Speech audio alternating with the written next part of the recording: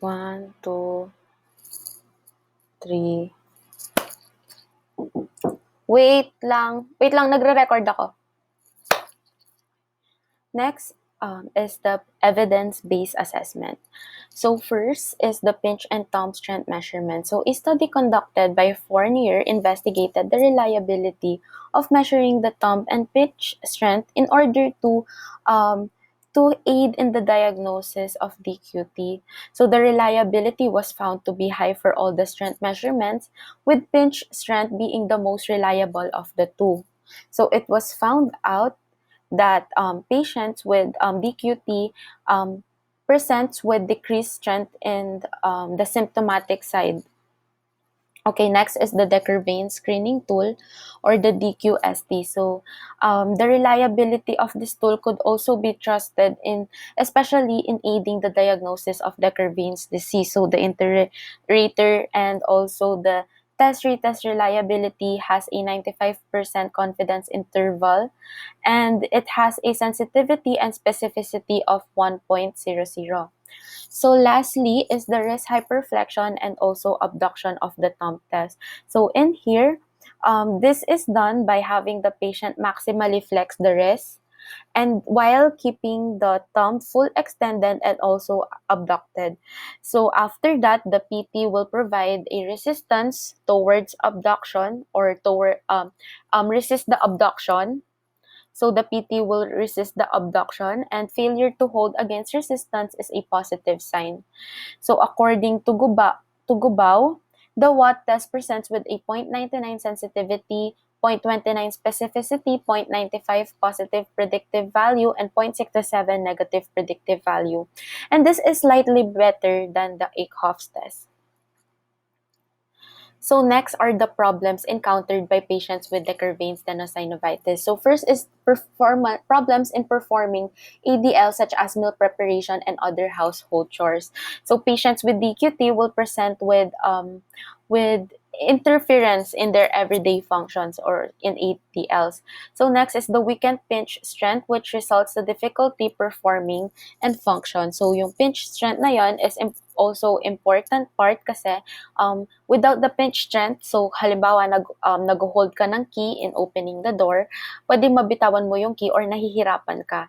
So maraming function yung pwedeng ma-interfere dahil dito sa decreased strength na to. So next is yung experiencing discomfort at extreme range of wrist ROM, such as flexion, extension, radial, and ulnar deviation.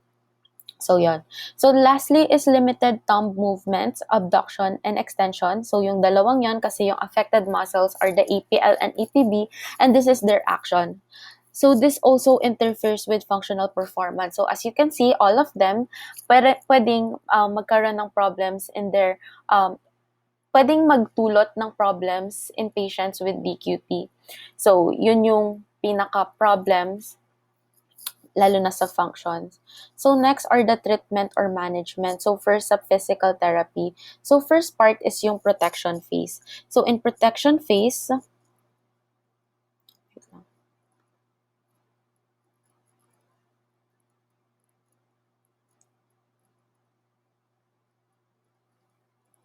ulit.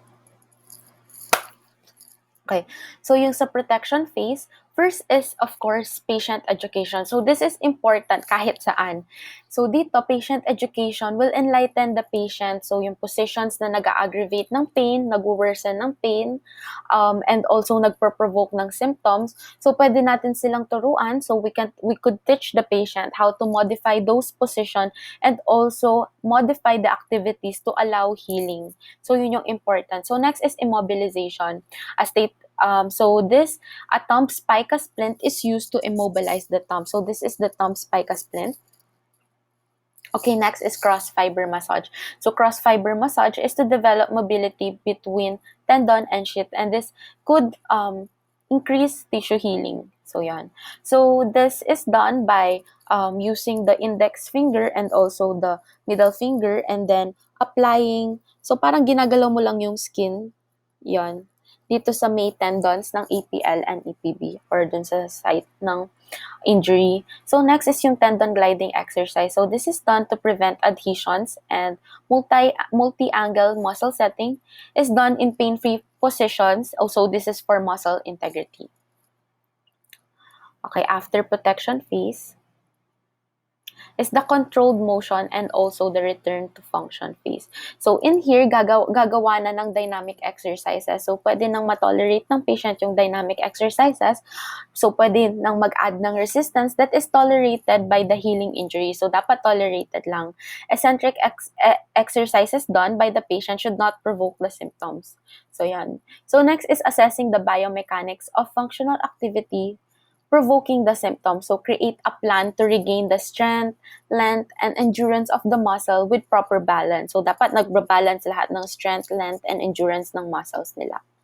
Okay, next is prevention. So sa prevention, sabi nga nila, prevention is better than cure. So dapat self-monitoring is important. So dapat malalaman ng patient kung ano yung magpre-prevent ng pag-return ng symptoms. So that's why patient education is important para malaman niya. After that is the evidence-based management. So first is the thumb spica splint. So na-mention na kanina to, but the thumb spica splint tool has been a standard in immobilizing the thumb and wrist joint to assist in pain, and also prevent wrist ulnar deviation and thumb MP joint. So as stated earlier, these are the actions na magpo-provoke ng pain and also ng symptoms. So yung thumb spica splint used to in order to immobilize them and to allow healing. So yan. So this will also reduce the friction from both the APL and EPB tendons, therefore reducing pain and inflammation, sabi nga. Although one of the frequently used tool in cases of DQT, studies have not shown that it has long-lasting effects for the treatment of DQT. So sabi, after nung acute phase, dapat agad nang mag-mobilize. So agad nang mobility. So tigil na yung immobilization. So next is yung therapeutic ultrasound. So this is therapeutic ultrasound. So this is used for a variety of musculoskeletal injuries such as DQT. So yung therapeutic ultrasound. So this is done to improve and help with tissue healing. So 3 megahertz yung frequently used for DQT. So superficial tissues yung for 3 megahertz, and the non-thermal classification of therapeutic ultrasound is used in DQT for its tendon healing and also tissue regeneration. Okay. So after nun is the eccentric strengthening. So in eccentric strengthening, it has been proven to have excellent outcomes. So in numerous studies, so maraming studies na nag-show na eccentric strengthening are parang isa sa mga top management na ginagawa for DQT. It has been thought that eccentric exercises can stimulate degenerated tendons. So yan. So examples nito is eccentric strengthening exercises na hammer curl exercise with no concentric component. So dito, para mawala yung concentric component, gagamitin mo yung other hand na hindi affected to assist the affected hand to assist the movement. So next is eccentric thumb abduction and extension with the use of a rubber band. So yon, concentric component allowed na dito sa thumb na to. But next is yung eccentric wrist flexion and extension using a dumbbell, and for eccentric forearm pronation and also supination using a TheraBand, bawal na yung concentric component dito. So gagamitin ulit yung hand in order to assist para hindi masama yung concentric component. Okay. After ng eccentric strengthening exercise is this. So Graston technique. So Graston technique is a form of augmented soft tissue mobilization. So this is a soft tissue mobilization pero gagamit ka ng steel tool. So this is the steel tool to apply controlled microtrauma in the affected area to aid in tissue and tendon healing. And according to Gelsen, yung healing process of a tissue is improved with when a heavy pressure is applied. So itong steel tool, gagamitin siya in order to apply a heavy pressure or controlled micro trauma, and this will aid in the healing process of a tissue. Okay, so next is the mobilization with movement. So mobilization with movement was used to improve wrist and thumb mobility without pain. So dito, according to Backstrom, the MWM technique is done by active movements of the thumb and wrist superimposed on a passive radial glide of the proximal row of the carpal bones. So the patient or the PT will apply a passive radial glide while the patient will move the wrist and also the thumb. So results of the study provided a positive outcome in patients with DQT. So maraming researchers na nagsasabing may positive outcome to. So after that are the precautions. So what are the precautions? First is in initial stages, be careful not to administer the treatment over the painful first dorsal component at the radial styloid. So kasi pwedeng mag-aggravate ng pain or mag-worsen yung pain and also ma-provoke yung symptoms. So be careful not to administer the treatment over the painful area. Okay, next is avoid overuse and repetitive movements of the thumb or yung overexertion kasi nga yun yung mag-aggravate lalo ng symptoms. So both nag-aggravate sila ng symptoms and also nag-aggravate and nagpo-provoke ng symptoms and nag-aggravate rin ng pain. So yan. So done na po. Thank you for listening.